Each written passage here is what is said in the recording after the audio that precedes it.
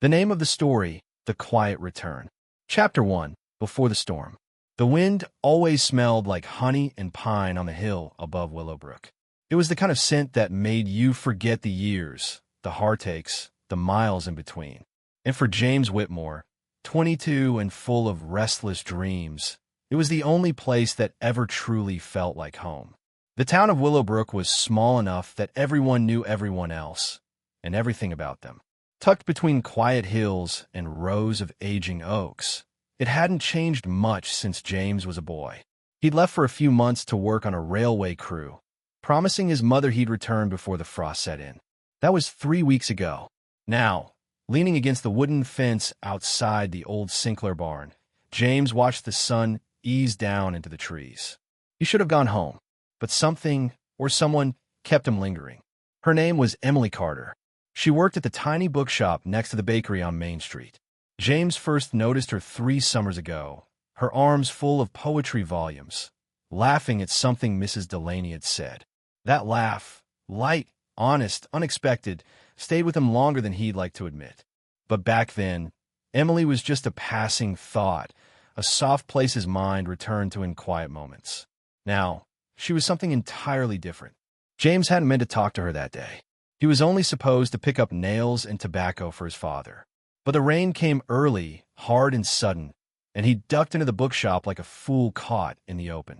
She was alone behind the counter, sorting through a stack of second-hand novels, her brown curls pinned up messily, a loose page stuck to her sleeve. She looked up. "Storm caught you too?" James wiped his boots on the mat, tipping his hat back.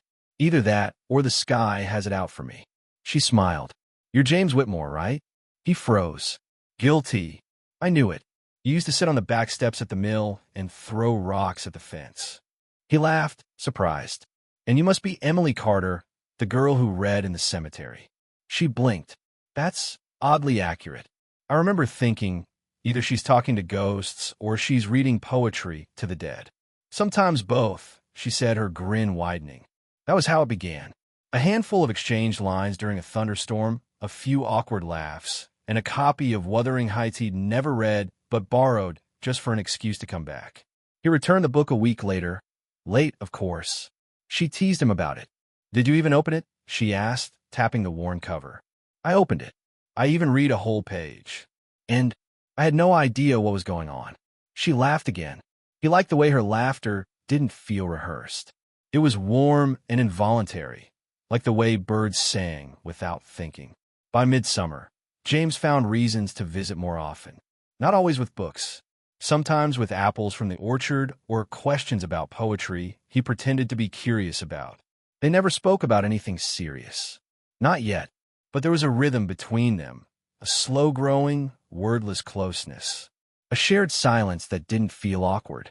He would sit on the steps outside the shop and wait for her to close, then walk her halfway home, pretending he just happened to be going. They talked about small things. Zen, books, the way shadows stretched differently in the evening. She told him her favorite word was ephemeral. He said his favorite word was you. She looked at him then, really looked, and said nothing for a long time. He wanted to kiss her, but instead, he just smiled and said, "I should probably let you go." Then one afternoon in August, everything cracked. James was fixing a fence with his brother when Thomas Blake's black Buick pulled up to the Carter house. Thomas Blake, son of the mayor, heir to the Blake estate, the kind of man who wore his confidence like a badge. Everyone in town knew he was courting Emily. James had heard rumors, but he didn't believe them. Not really, until he saw Thomas lift Emily's hand and kiss it as she stepped into the car. He dropped his hammer. That night, James walked alone to the river. The sky was low and copper-colored, and the frogs sang like they didn't know the world could hurt. He didn't cry. James wasn't the crying type, but he sat on the embankment for hours, thinking about how easy it was to misread someone's heart. The next morning, he didn't go to the bookshop. Not that day. Not the next. A week later, he found a letter folded under the handle of his truck. No envelope, just his name in slanted ink. "James, I don't know what you saw or what you think you saw, but I owe you honesty. Yes, my family wants me to marry Thomas. It's convenient. It's safe. But safe is not the same as love. I can't tell you what I'll do yet. I don't know if I'm strong enough. But please don't disappear. Emily. He read it 5 times. Then once more. And he did something foolish. He wrote her back. Emily, I don't care about convenient. I don't want safe. I want honest. And I've never known anyone more honest than you when you smile. So do what you have to do. But don't lie to yourself.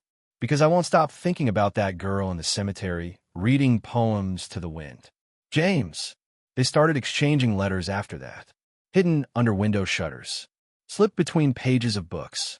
Left behind in folded napkins at the diner. Words became a secret world. A world that was theirs. By September, James knew he was in love with her. Deeply, irrevocably, terrifyingly in love. But he also knew something else. She was slipping away from him. Not in words. In silence.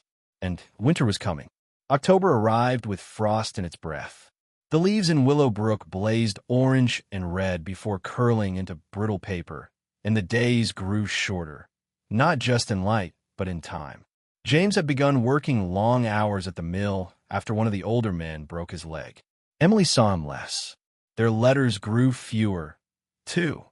Not because they stopped caring, but because there was less space between duty and exhaustion. Still, she came. Once a week, when no one was watching, Emily would meet James at the edge of the woods just past the grain silos. There, under the hollow branches of a dying elm, they would sit together on a fallen log, her hand wrapped in his like it belonged there. She rarely spoke about Thomas, and James never asked, but something in her eyes was changing. One evening, she arrived with a tear in her coat and a tremble in her voice. "Are you cold?" James asked, rising to meet her. She shook her head. "I'm Fina. You're shivering." I said I'm fine. He didn't believe her, but he didn't press. Instead, he took off his jacket and placed it over her shoulders. They sat in silence, listening to the wind chase itself through the trees. "I wish it were just us," she said quietly. "Like this." "It is," he said. "Right now it is. But it won't be." He looked at her then, really looked. What did he do? Her eyes flicked to his, then away. "Nothing I didn't allow." "Emily, I'm marrying him, James." It was a sentence, not a conversation. Not an invitation for protest. Still, James felt the blood drain from his face. "Why?" "Because it's easier than burning the whole town down." He stood. "You think this town would care if we chose each other? I think this town would never forgive me. So you'd rather live a lie?" She rose too, wrapping her arms around herself. "It's not a lie if I try hard enough." "That's not true," he said, his voice shaking. "You can't fake love, Em. You can fake a smile, a laugh, but not this." She blinked fast, as if holding something back. "You think I don't know that? Then why?" "Because I'm tired of being someone else's disappointment." James stepped closer. "You're not mine." Her breath hitched. "You will be. Eventually." The next day, James received her final letter. "James, please don't look for me. I need to do this for them, for me, for the peace I owe my family. Don't write back. And please don't hate me. I will never forget the sound of your voice in the trees." He sat with the letter under the old elm tree for nearly an hour. Then he folded it once and didn't cry. But the ache in his chest stayed. 2 weeks passed. The whole town buzzed with preparations. The Carters had hired a band from the next county. White roses were ordered from Charleston. The chapel was polished until it gleamed like a lie. James stayed home the day of the wedding. He didn't go into town, didn't talk to anyone. Instead, he packed a small bag, threw it in the back of his truck, and drove south. He didn't leave a note, not even for his mother. Sometimes silence was the only language grief understood. 3 months later, a letter arrived at the bookshop. It had no return address, just the initials JW and a postmark from Tennessee. Emily read it after closing. "Dear you, I said I wouldn't write, but I lied, because not writing to you feels like breathing underwater. There's a train that runs through Nashville every Sunday morning. It makes me think of you, of the way you looked when you said goodbye with your eyes, even though your mouth didn't move. I hope you're happy, but if you're not, if you ever want to run, I'll be where the hills turn blue and the roads don't know my name. Yours, always, G." She folded the letter slowly, her hand shaking. Outside, snow had begun to fall. The snow in Willowbrook didn't come often, but when it did, It blanketed the streets in quiet, as if the whole town was holding its breath. Emily sat by the fireplace in her parents' parlor, staring into the embers. Her wedding dress was stored in the closet upstairs. Her husband, Thomas, was away on business, or so he claimed. He left after only 3 weeks of marriage, saying something about contracts in Savannah. He hadn't written. She hadn't cried on her wedding night. Not even when she locked the door and slept in a different room. Not even when he didn't notice. Every Sunday, she walked past the bookshop and paused. Sometimes she went inside, pretended to browse, said little. The books didn't speak back. But one morning in January, she found something unusual tucked into the corner of a forgotten shelf. A copy of Leaves of Grass by Walt Whitman, its cover worn and faded. She hadn't seen it before.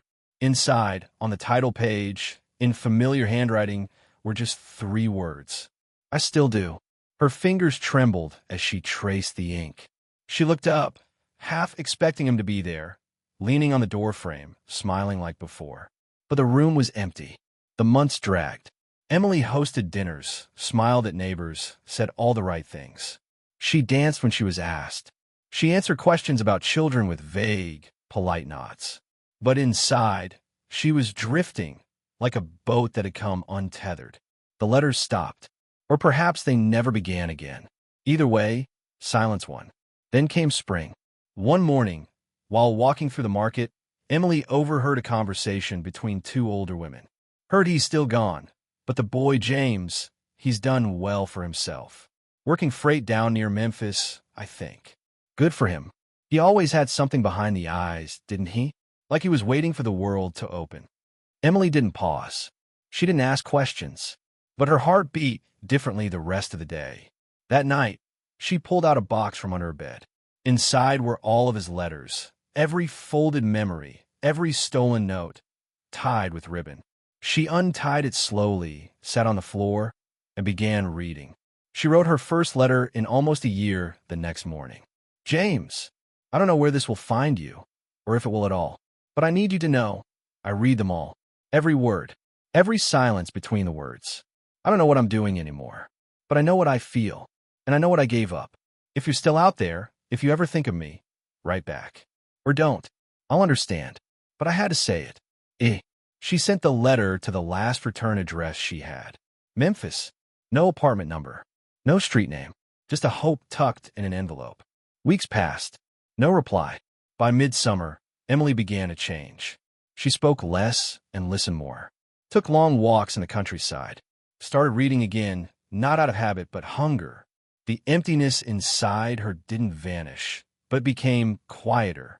And then, on a dusty afternoon in late June, she saw the truck. Same dent on the left bumper. Same rust along the edge of the bed. Parked outside the diner. Her heart stuttered. She didn't run to it. She didn't run away either. Instead, she walked down Main Street like the ground didn't burn beneath her feet. Inside the diner, James was sitting at the far booth, head down, stirring a cup of black coffee. He looked older, tired, wiser, a little thinner. But his eyes, when they lifted and met hers, were still the same. For a moment, the world stopped moving. She walked over without a word and sat down across from him. The silence stretched between them like a bridge waiting to be crossed. I wasn't sure I'd see you, she said. I wasn't sure I'd come. They both smiled faintly. I wrote to you, she whispered. I know. I wasn't ready to answer. Emily nodded. Are you ready now? He didn't speak right away. Just reached into his coat pocket and pulled out a folded piece of paper. You once asked if I ever thought of running. I did, but I stopped running the day I realized some things are worth standing still for. You. Always you. Tears filled her eyes. They said nothing more. Not that day. But the silence no longer felt like grief. It felt like a beginning. Chapter 2. Shadows Between Us. The morning after Emily and James met at the diner, the town felt too bright. Sunlight painted every window pane, and yet something darker had begun to stir beneath the calm. Emily didn't sleep that night. She lay awake, listening to the silence of her husband's absence. The sheets next to her were untouched, as they'd been for months. The house smelled like lemon polish and secrets. Thomas had returned from Savannah only once since their wedding, and even then, It had been a visit full of arguments and slammed doors. His business ventures were vague, and his gaze had grown more suspicious. The kind of man who smiled for a crowd, but glared in private. She didn't tell him she'd seen James. She didn't have to. That afternoon, Thomas came home. Unexpected, unannounced. He stood in the doorway like a shadow, tall and composed, in a tailored suit that smelled faintly of cigar smoke and ambition. "You've been quiet lately," he said. Not quite a question. "I've been reading," Emily replied. Not quite an answer. He set down his briefcase. "People say they've seen you walking again. Into the hills. Toward the diner." Her heart stuttered. "Is that a crime?" "No," he said, his voice cool. "But it's a habit you used to have before. Before the wedding. Before she stopped being herself." She straightened her spine. "Would you like me to stay indoors and knit instead?" He smiled tightly. "I'd like you to act like a wife." She looked at him evenly. "Then perhaps you should act like a husband." The silence after that was a wall neither one dared to climb. That night, she returned to the bookshop. The bell above the door jingled softly, and James turned from the counter, surprised. "Twice in 2 days," he said. "That's a record." "I needed air," she said, stepping inside. "And quiet." He nodded and motioned to the back corner where a single chair sat near the stove. She walked over, sat down, and closed her eyes. For a moment, neither spoke. Then she said, "He knows." "James didn't ask who." "I think he's known for a long time," she continued. "But something's changed." James leaned against the counter. "Do you think he'll do something?" "I don't know," she said. "But I'm not afraid of him." He studied her. "You should be. People like him. They don't like to lose." She looked up. "Then he shouldn't have married me like I was something to own." The next week was a slow unraveling. Emily saw James almost daily. Brief moments, small exchanges, often without words. Sometimes they met at the edge of the woods. Sometimes she'd slip a note into a book, and he'd find it hours later. But people talk in small towns. Whispers began to bloom like mold. Mrs. Avery saw them together near the mill pond. The pastor's wife noticed James fixing the railing on the bookshop porch with more devotion than necessary. And Thomas? He didn't confront her. He waited. He watched. Until one night, he struck. It was just after 10 when the door slammed open. Emily had been reading in the sitting room, wrapped in a shawl, her tea gone cold. Thomas stormed in, eyes dark, face flushed with fury and liquor. "Do you love him?" he asked. She didn't flinch. "Yes." He laughed, short, bitter. "At least you're honest." "You knew," she said.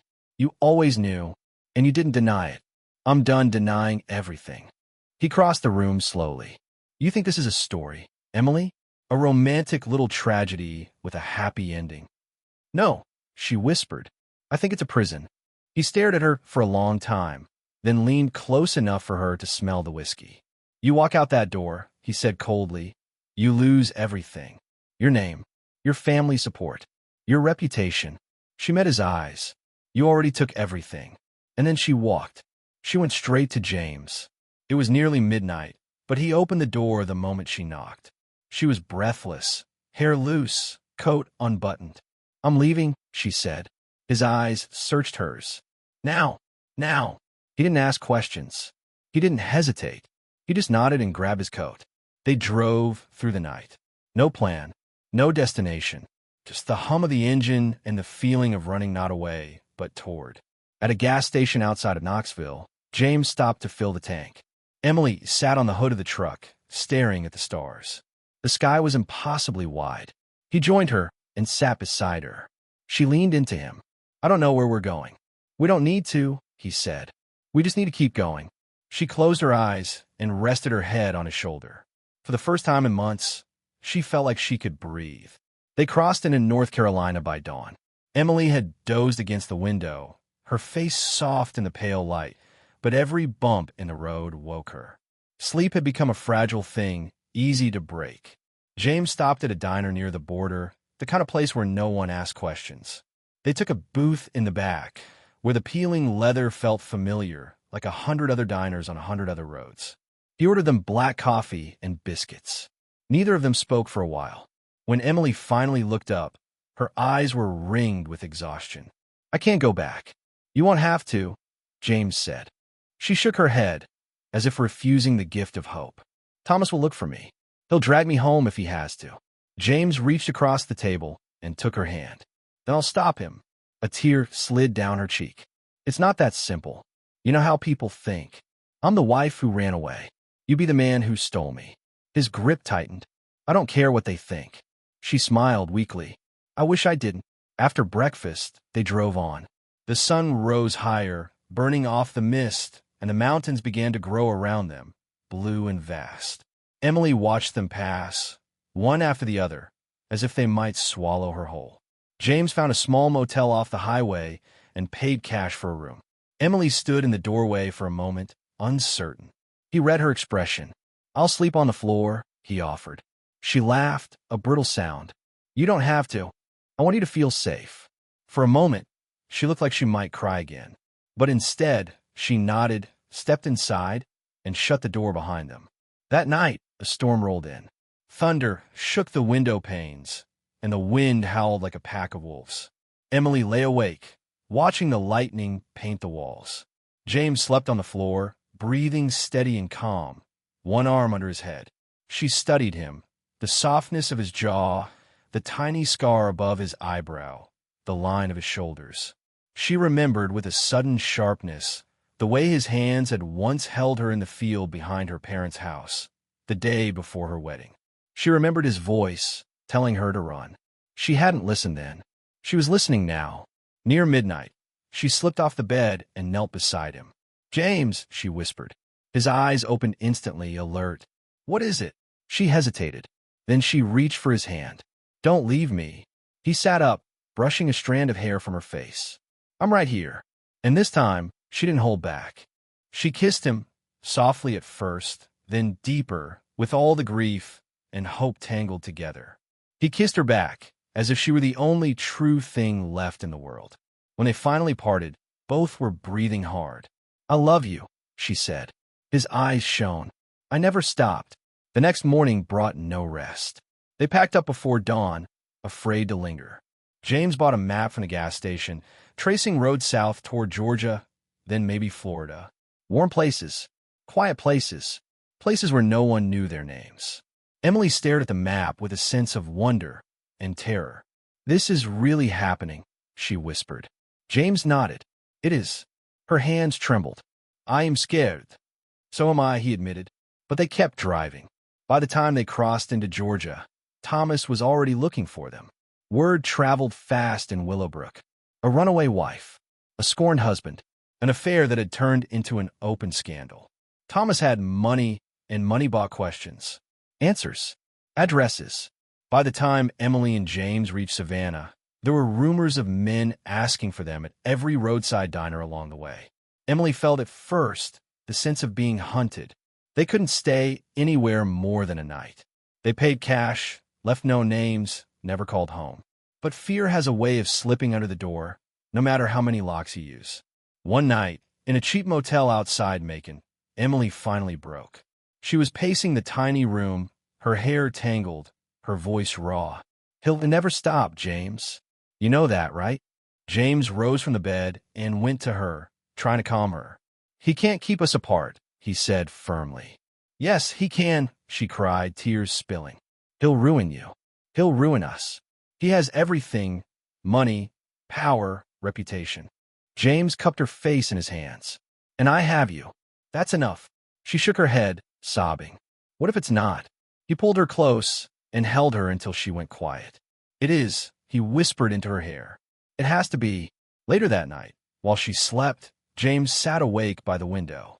He watched headlights sweep by on the highway, one after another, carrying strangers who didn't know their story. He wondered if they were doing the right thing, if he was saving Emily or destroying her. But when he looked at her sleeping face, peaceful for the first time in weeks, he knew he could never let her go again, no matter the cost. 3 days later, they reached the coast. Savannah was a place that smelled like salt and jasmine, where the streets curved under trees draped in moss. It felt like another world, slower, older, untouched by the urgency that had chased them for weeks. For the first time since they left Willowbrook, they dared to stay more than one night.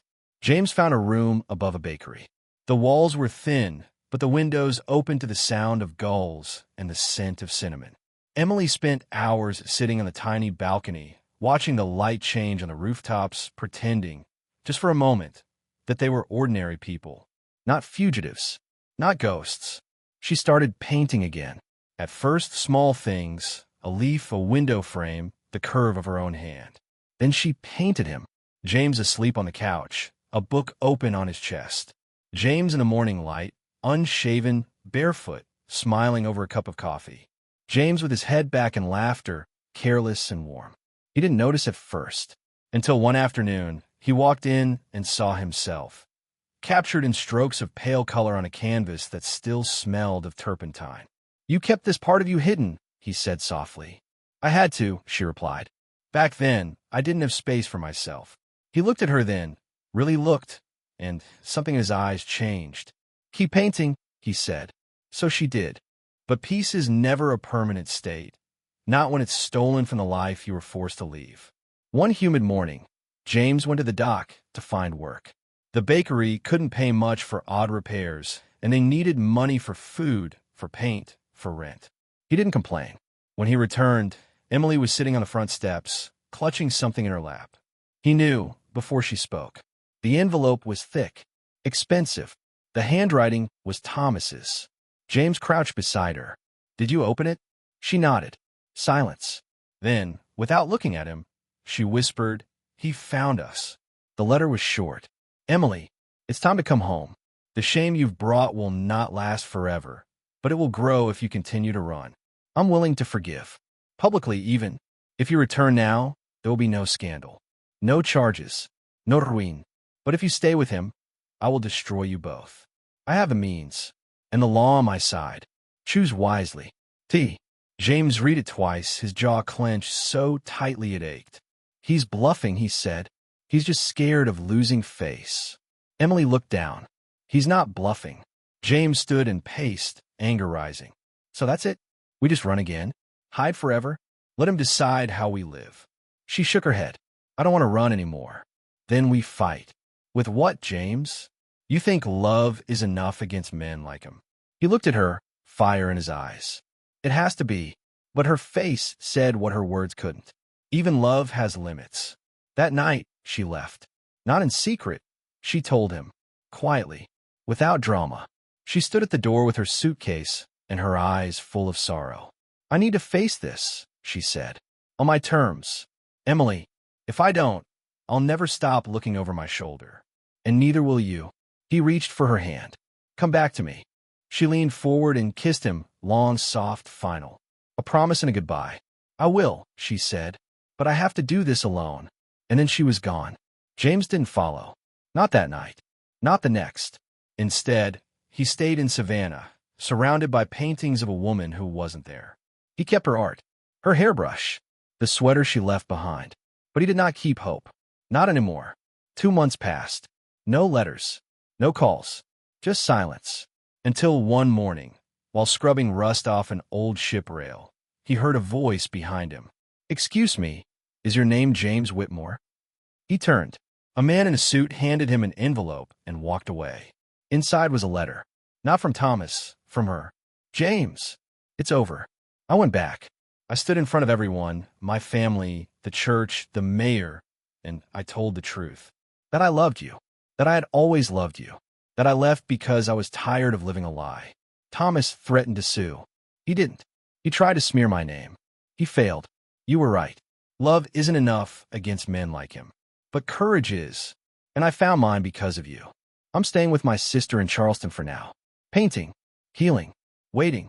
If you still want me, come find me. Yours always, Emily. He left that night. Didn't pack much. Didn't even lock the door. Some things are too important to wait. Charleston was a city of pastel buildings and heavy skies, where the streets held centuries of secrets beneath their cobblestones. James had never been there before, but as soon as he stepped off the train, he felt the weight of what he'd come for settle in his chest. He carried nothing but a small bag and her letter folded in his coat pocket, soft at the creases from rereading. The address she'd written led him to a quiet street near the edge of the historic district. a narrow row house with climbing roses along the gate. The paint was chipped. The porch sagged a little. But the door was open. She was in the garden, barefoot, smudged with paint, a straw hat tilted on her head. There was a canvas on an easel beside her, unfinished, something with golden skies and distant hills. She didn't hear him at first. He stood there, frozen, watching her brush long strokes of ochre into the clouds. Then she turned, and everything stopped. Her breath caught in her throat. The paintbrush fell from her hand. "You came," she said softly. He took a step forward. "I didn't know if I was too late." "You're not." "I didn't know if I still had the right." She crossed the grass in 3 quiet steps and stopped just in front of him. Her eyes, older now, wiser, still held that flicker he remembered, the fire beneath the grief. "You never lost it," she whispered. He raised a hand to her cheek, brushing away a streak of paint. "Are you free?" She nodded. "Free, and finally whole." He exhaled, like a man surfacing from deep water. Then she kissed him, not in desperation, not in hiding, but in sunlight, in truth, in peace.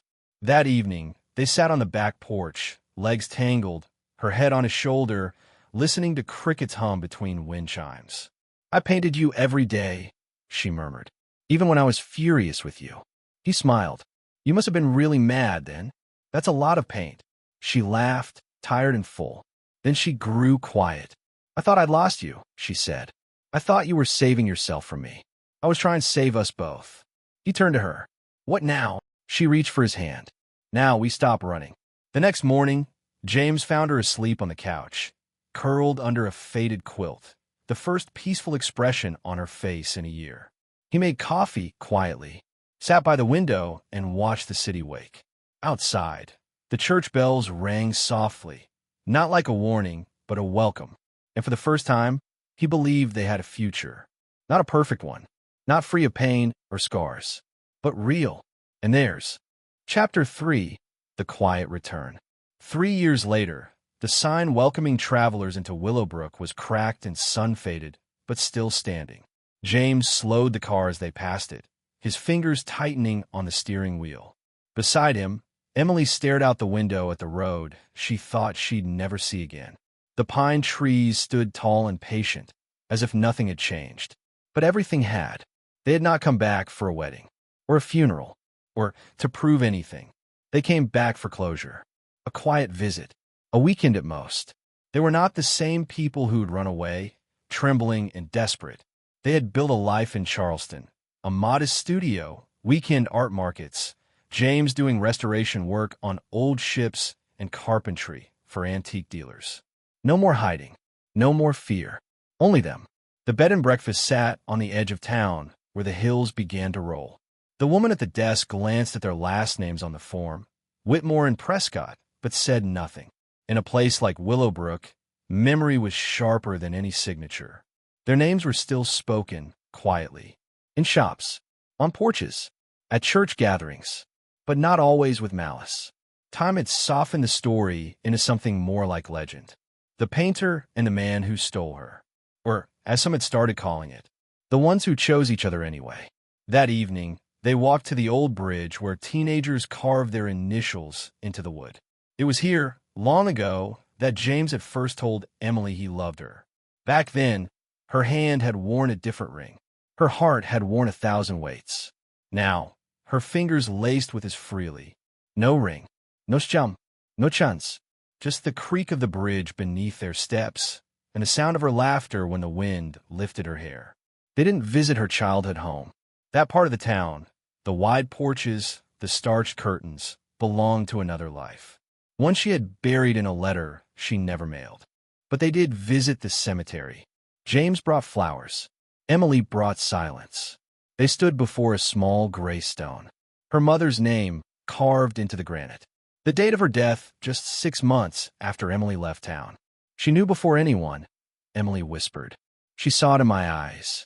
The night before my wedding. She didn't say anything, but she knew. James placed the flowers gently by the stone. "I wish she'd had the chance to meet you as you are now," he said. Emily's eyes filled, but she didn't cry. I think she already did. The next morning, they went to the local art shop. Emily had called ahead, anonymously offering to donate one of her pieces to the town center. A landscape of Willowbrook in early spring. Cherry trees blooming, the church steeple caught in morning haze, and in the distance, barely visible, the silhouette of the bridge. The shop owner was a young woman who didn't remember the scandal, only the story. "You're her," she said in awe. "The one who paints skies like memory." Emily smiled. "I try." James watched her sign the back of the canvas in quiet cursive. She didn't hesitate, didn't shrink from her name. She was no longer the woman who ran away. She was the one who chose. That night, they dined in town. The restaurant wasn't fancy, but the food was warm and familiar. Biscuits that fell apart on your tongue, sweet tea poured without asking. The waitress stared at them for a moment too long. Then she smiled. "Y'all look different." James raised his glass. "Tom does that." Emily smiled. "So does love." The next day, they prepared to leave. The sun rose over the pines, gilding the town in light. They didn't say goodbye to anyone. There was no need. The town had already said its piece. Some wounds don't heal in words, but they do close, slowly, quietly, and then they stop hurting. As they drove out of Willowbrook, Emily looked back one last time. It didn't feel like exile anymore. It felt like returning. On her terms. In her truth. She reached for James's hand. "Thank you," she said. He glanced at her, puzzled. "For what?" "For finding me when I was lost, and letting me go when I needed to be." He kissed her knuckles gently. "Thank you for coming back." The road stretched ahead, long and open. They didn't talk about the future. It was already here, unfolding with every mile. They didn't talk about the past. It had been laid to rest. All that remained was the present, and the quiet rhythm of two hearts beating in time. Together. The end. Thank you all for listening, and I hope you enjoyed it.